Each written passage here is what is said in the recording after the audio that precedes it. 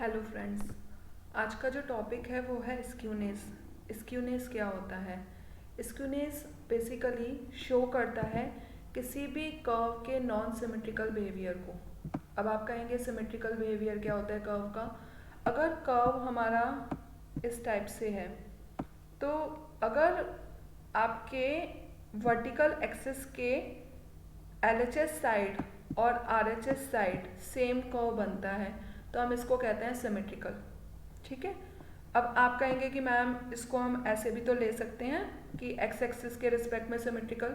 नहीं, हम यहाँ पे इसको इस टर्म में हम इसलिए नहीं ले पाते हैं क्योंकि ये जो हम बात कर रहे हैं वो डेटा सीरीज की बात कर रहे हैं, यानी फ्रिक्वेंसी का वर्क करेगा और फ्रिक्वेंसी कभी भी निगेटिव नहीं होती, इसलिए हम एक्स एक्सिस के बिलो वाला पार्ट कंसीडर नहीं करते। हम सिर्फ कौन सा पार्ट कंसीडर करते हैं? एक्स एक्सिस के अबव वाला।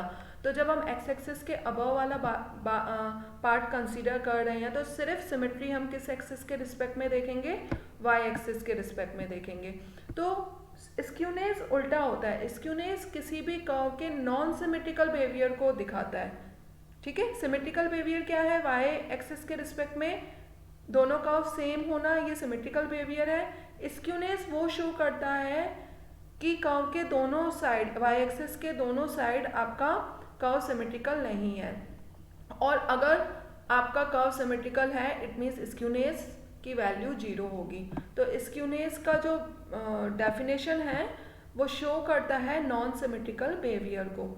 तो आगे हम ये बात करते हैं कि सिमेट्रिकल हम कैसे बताएंगे कि जो हमारा कर्व है वो सिमेट्रिकल है। तो अगर मॉड, मीडियन और अर्थमेटिक यानी मीन, अगर तीनों की वैल्यू सेम है, तीनों की वैल्यू आइडेंटिकल है, तो हम कहते हैं कि हमारा कर्व सिमेट्रिकल है। ठीक है। It means no skewness, skewness नहीं होगा, यानी तो उस केस में ये तीनों की वैल्यू सेम होती है। और अगर इन तीनों की वैल्यूज़ में डिफरेंस है, यानी ये तीनों वैल्यूज़ एक ही पॉइंट पे कोइंसाइड नहीं कर रही है, तो हम कहते हैं स्क्यूनेस है। ठीक है। तो ये आपकी स्क्यूनेस की डेफिनेशन हो गई। स्क्यूनेस का मतलब होता है non symmetrical behaviour of the curve, यानी मीन, मीडियन, मॉड तीनों की वैल्यूज़ कोइंसाइड नहीं होती है। अब हमारे यहाँ पे दो तरीके के स्क्यूनेस हैं। एक है पॉजिटिव स्क्यूनेस, दूसरा है निगेटिव स्क्यूनेस। कब पॉजिटिव स्क्यूनेस होता है, कब निगेटिव स्क्यूनेस होता है? और यहाँ पे मैंने एक और लिखा है नो स्क्यूनेस का केस। आप देख सकते हैं ये मेरा एक कर्व बना है जो सिमेट्रिकल है। ठीक है। ये जो कर्व बना है वो सिमेट्रिकल है। इट मीन्स यहाँ पे मीन, मीडियन, मॉड तीनों की वैल्यू सेम है, यानी यहाँ पे स्क्यूनेस नहीं होगा। ठीक है। अब इस साइड और इस साइड नॉन सिमेट्रिकल कर्व बने हैं। एक कर्व ऐसा बना है और दूसरा कर्व इस टाइप का बना है। अगर मीन, मीडियन, मॉड में ये रिलेशन है, यानी mean is less than median, less than mod, तो हम कहते हैं हमारा निगेटिव स्क्यूनेस है, यानी जो कर्व का झुकाव है, जो कर्व है वो निगेटिव साइड है। ठीक है। मतलब निगेटिव साइड की वजह से उसमें सिमेट्री नहीं है। आप देख सकते हैं यहाँ पे जो कर्व है पॉजिटिव साइड, यहाँ पे तो ठीक ठाक बना है, लेकिन निगेटिव साइड की वजह से उसमें नॉन सिमेट्रिकल बिहेवियर आ रहा है, इसलिए इसको हम कहते हैं skewness is negative. Skewness is positive की डेफिनेशन है M is greater than M D is greater than M O, यानी यहाँ पे जो पॉजिटिव साइड है वहाँ पे आप देख सकते हैं कर्व सिमेट्रिकल नहीं है। इस साइड तो कर्व सिमेट्रिकल है ना, लेकिन इस साइड कर्व सिमेट्रिकल नहीं है। तो पॉजिटिव साइड में नॉन सिमेट्रिकल बिहेवियर हो रहा है, इसलिए हम इसको कहते हैं स्क्यूनेस इज पॉजिटिव। और इसको हम आइडेंटिफाई कैसे करते हैं? अगर आपको यहाँ पे मीन का वैल्यू मीडियन से ज़्यादा है, मीडियन का वैल्यू मॉड से ज़्यादा है, तो हम इजीली कह पाते हैं कि स्क्यूनेस हमारा कैसा है? पॉजिटिव। तो यहाँ पे मैंने आपको पॉजिटिव स्क्यूनेस, निगेटिव स्क्यूनेस और नो स्क्यूनेस से इंट्रोड्यूस किया। नो स्क्यूनेस इट मीन्स हमारा कर्व सिमेट्रिकल है। बहुत बार ये क्वेश्चन कंपटीशन में पूछा जाता है, तो इसको आप याद रखिएगा। एक और बात, जो स्क्यूनेस होता है उसकी कोई यूनिट नहीं होती है, तो ये भी बहुत बार कंपटीशन में पूछा जाता है। Skewness is unitless term. अब क्वेश्चन ये है कि इस स्क्यूनेस को कैसे कैलकुलेट किया जाए। तो इसको कैलकुलेट करने के 3 वे हैं। नंबर 1 इज अ बाउले कोफिशिएंट ऑफ स्क्यूनेस, हम इसको फर्स्ट कोफिशिएंट ऑफ स्क्यूनेस भी कहते हैं। फर्स्ट कोफिशिएंट ऑफ स्क्यूनेस और बाउले कोफिशिएंट स्क्यूनेस। और इस फॉर्मूला में क्योंकि कर्टाइल्स का यूज़ हुआ है इसलिए इसको हम कर्टाइल कोफिशिएंट ऑफ स्क्यूनेस भी कहते हैं। ये फॉर्मूला है बेसिकली, इस स्क्यूनेस को हम जे क्यू से डिनोट करते हैं, equals to Q3 minus Q1 minus 2 MD upon Q3 minus Q1।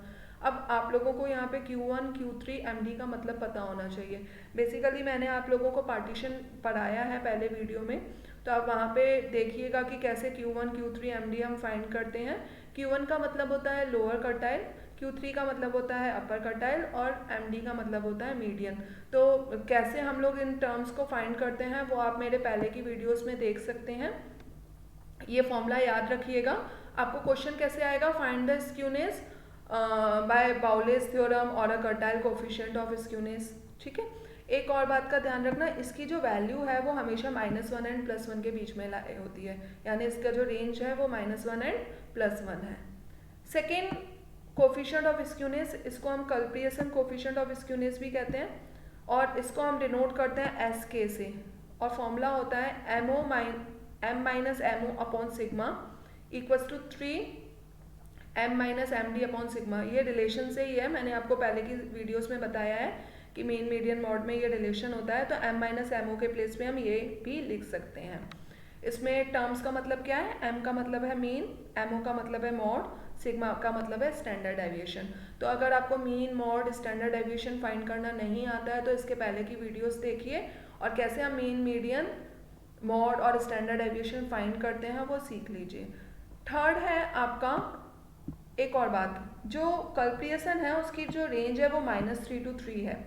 ठीक है, ये भी याद रखिएगा, ये भी क्वेश्चंस पूछे जाते हैं। थर्ड है आपका skewness in the term of movement. In the term of movement यानी आपको स्क्यूनेस आप मूवमेंट के टर्म्स में भी फाइंड कर सकते हैं कि कैसा स्क्यूनेस है। β1 का ये फॉर्मूला होता है, β1 क्या होता है यहाँ पे μ32 अपॉन μ2 3। अब μ3 क्या होता है, μ3 है आपका third movement about mean and μ2 है आपको सेकेंड मूवमेंट अबाउट मीन। अगर आपको मूवमेंट फाइंड करना नहीं आता है तो आप ये फाइंड नहीं कर पाएंगे, तो पहले की वीडियोस देखिए कैसे हमने मूवमेंट को फाइंड करना किया है। एंड इसको याद करने का एक तरीका ये भी है, 32 अपॉन 23, आप इसको ऐसे याद रख सकते हैं, 32 अपॉन 23 तो आप भूलेंगे नहीं।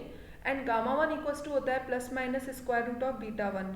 यहाँ पे प्लस साइन लेना है कि माइनस, वो डिपेंड करेगा μ3 पे। ठीक है, जो μ3 का साइन होगा वही आप यहाँ पे लेंगे। अगर μ3 माइनस में है तो आप माइनस स्क्वायर रूट ऑफ β1 लेंगे, अगर μ3 आपका पॉजिटिव है तो आप पॉजिटिव में लेंगे। क्यों हमने μ3 पे ही साइन देखा है, क्योंकि μ2 तो हमेशा पॉजिटिव होगा, सेकेंड मूवमेंट हमेशा आपका स्क्वायर फॉर्म में होता है, हमेशा पॉजिटिव होगा, इसलिए हम साइन किसका देखते हैं, μ3 का। और β1 की वैल्यू भी हमेशा पॉजिटिव आएगी क्योंकि μ3 का स्क्वायर है। अब अगर γ1 की वैल्यू ग्रेटर देन 0 है तो पॉजिटिव स्क्यूनेस होता है, γ1 की वैल्यू 0 है तो नो स्क्यूनेस, मीन्स कर्व हमारा सिमेट्रिकल होता है, और अगर γ1 की वैल्यू लेस देन 0 है तो नेगेटिव स्क्यूनेस होता है। पहले में भी अगर आपकी वैल्यूज -1 to 0 है तो नेगेटिव स्क्यूनेस और 0 to 1 है तो पॉजिटिव स्क्यूनेस। ठीक है, तो यहाँ पे अब आप ये कंफ्यूज मत होना कि हमें कैसे करना है, आपको स्पेसिफिक होगा कि आपको कोफिशिएंट ऑफ स्क्यूनेस किस फॉर्मूला से निकालना है, आपको बाउले से निकालना है, आपको कल्पिएशन से निकालना है, कि आपको मूवमेंट के टर्म्स में निकालना है। तो फॉर्मूलाज का एक पेपर बना लेना और सारे फॉर्मूलाज लाइन से लिख लीजिएगा, तो आपको एग्जाम टाइम पे प्रॉब्लम नहीं होगी। यहाँ एक प्रॉब्लम दी है स्क्यूनेस की, क्वेश्चन है कैलकुलेट द बाउले coefficient of skewness of the following frequency distribution. अब बाउले कोफिशिएंट ऑफ स्क्यूनेस होता क्या है, पहले हम ये तो देखें। तो पहले हम बाउले कोफिशिएंट ऑफ स्क्यूनेस का फॉर्मूला लिख लेते हैं। ये बाउले कोफिशिएंट ऑफ स्क्यूनेस का फॉर्मूला है। ठीक है, आप जो भी काम करें ना, आपको जो भी पूछा जाए पहले तो उसका फॉर्मूला लिखिए। अब फॉर्मूला की रिक्वायरमेंट क्या है, लोअर कर्टाइल, अपर कर्टाइल और मीडियन। तो हम पहले लोअर कर्टाइल, अपर कर्टाइल और मीडियन निकालते हैं। तो लोअर कर्टाइल कैसे निकालते हैं मैंने आप लोगों को बताया है। फर्स्ट स्टेप आप एफ निकालिए, समीशन एफ। सेकेंड स्टेप आप क्यूमुलेटिव फ्रिक्वेंसी निकालिए, 2 + 7 9, 9 + 10 19, 19 + 5 24, 24 + 3 27, और सम आपका आ गया 27। For lower quartile firstly calculate n/4, 27/4 6.75, 6.75 class कहाँ आएगी, यहाँ आएगी, therefore this one is a lower quartile class. ये आपकी लोअर कर्टाइल क्लास हो गई, इसको हम कहते हैं Q1 क्लास। अब यहाँ पे ये फॉर्मूला होता है लोअर कर्टाइल का, इस फॉर्मूला में हम वैल्यूज पुट करते हैं। L lower limit of lower quartile class, small f frequency of lower quartile class, capital N quartile class के पहले की टोटल फ्रिक्वेंसी, और I है आपका कॉमन फैक्टर यानी 10। इनकी वैल्यूज पुट करते हैं और Q1 को कैलकुलेट करते हैं। टर्म वाइज कीजिएगा, पहले माइनस फिर मल्टीप्लाई फिर ऐड, तो Q1 की वैल्यू आ गई आपकी 16.71 मार्क्स। यूनिट जरूर लगाइएगा, कर्टाइल है। Q2 यानी मीडियन, मीडियन के लिए हम पहले n/2 कैलकुलेट करते हैं, 27/2 13.5, 13.5 आपका यहाँ आ रहा है, ये आपकी हो गई मीडियन क्लास। और मीडियन क्लास का ये फॉर्मूला है, इस फॉर्मूला में वैल्यूज पुट करते हैं। L की value lower limit of median class 20, n/2 13.5, small f frequency of median class, capital F उससे पहले की frequency sum, and I values put करके हमने मीडियन निकाला 24.5 मार्क्स, क्योंकि यहाँ पे जो यूनिट है वो मार्क्स है। सेकंड हम अपर कर्टाइल निकालते हैं, 3n/4 20.25, 20.25 में हम क्लास देखते हैं, this one is upper quartile class. ठीक है, अब अपर कर्टाइल का फॉर्मूला होता है, और according to formula lower limit frequency capital F put करते हैं, और ये हमें मिल गया Q3 32.5 मार्क्स। बाउले कोफिशिएंट ऑफ स्क्यूनेस में इन सब की वैल्यूज पुट करते हैं, Q1 Q2 यानी MD, Q3 की वैल्यूज पुट करते हैं, और हमारी ये वैल्यू आई। देखिए आपका आंसर -1 और 1 के बीच में ही लाई कर रहा है। इट मीन्स आपका जो स्क्यूनेस है वो किस टाइप का स्क्यूनेस एग्जिस्ट कर रहा है, नेगेटिव टाइप का। ठीक है, आगे समझ में। हाँ, एक बात का ध्यान रखना, यहाँ पे मार्क्स मत लिखना, क्योंकि स्क्यूनेस आपकी यूनिटलेस टर्म है। Second, find the mean, mod, standard deviation and coefficient of skewness. यानी आपको यहाँ पे मेंशन नहीं किया है कि कल्पियसन निकालना है या बाउले निकालना है, लेकिन जो टर्म्स पूछे हैं मीन, मॉड और स्टैंडर्ड डेविएशन, उससे ही आपको समझ में आ जाना चाहिए कि यहाँ पे कोफिशिएंट ऑफ स्क्यूनेस पूछा गया है कल्पियसन वाला। तो पहले तो हमें मीन निकालना पड़ेगा, फिर मॉड, फिर स्टैंडर्ड डेविएशन। अगर आपको mean, mod, standard deviation find करना नहीं आता है तो इसके पहले की वीडियोस देखिए, और कैसे हम शॉर्टकट मेथड से, स्टेप डेविएशन मेथड से, डायरेक्ट मेथड से ये टर्म्स फाइंड करते हैं, वो आप अच्छे से समझ सकते हैं वहाँ पे।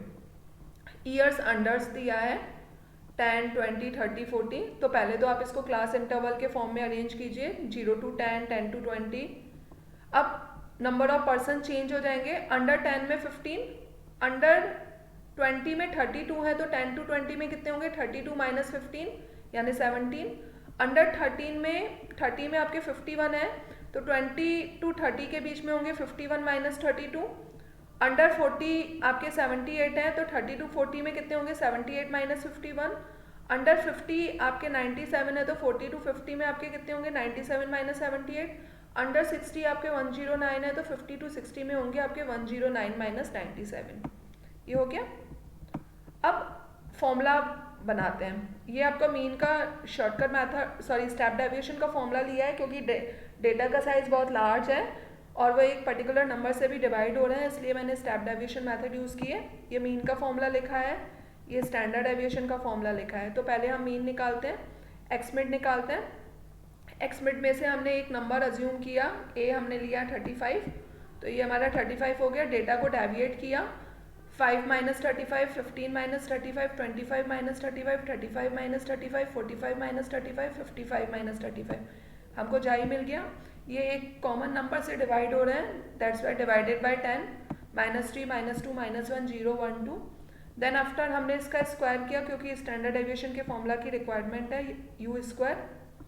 देन u का f में मल्टीप्लाई किया एंड गेटिंग दिस टर्म, -3 × 15 -45 -17, 17 × -2, यानी f और u का मल्टीप्लाई किया तो हमें fu मिल गया। इस u स्क्वायर का इस f में मल्टीप्लाई किया तो हमें fu स्क्वायर मिल गया। तो आप प्लीज़ मल्टीप्लाई कर दीजिएगा। देन इनका सम फाइंड किया, और इन सम्स को हमने मीन के फॉर्मूला में पुट किया। ए की वैल्यू 35, आई की वैल्यू 10, समीशन एफ यू की value according to table -55, summation F की वैल्यू 109। ये आपको मीन मिल गया, ईयर यूनिट लगा दी। स्टैंडर्ड एविएशन का ये फॉर्मूला होता है, फॉर्मूला की वैल्यू रख देते हैं, आई की 10, समीशन एफ यू स्क्वायर की 289, समीशन एफ की 109, समीशन एफ यू की -55, समीशन एफ की 109, और अकॉर्डिंग टू फॉर्मूला हम इसकी कैलकुलेशन को सॉल्व करते हैं। 15.49 ईयर। अब हमारा क्या बचा, मॉड।